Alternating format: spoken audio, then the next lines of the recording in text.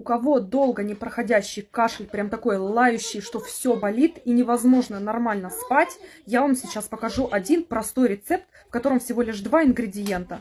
Берем большой стакан или большую кружку горячего молока, прям горячего молока. Нарезаем вот туда небольшую луковицу.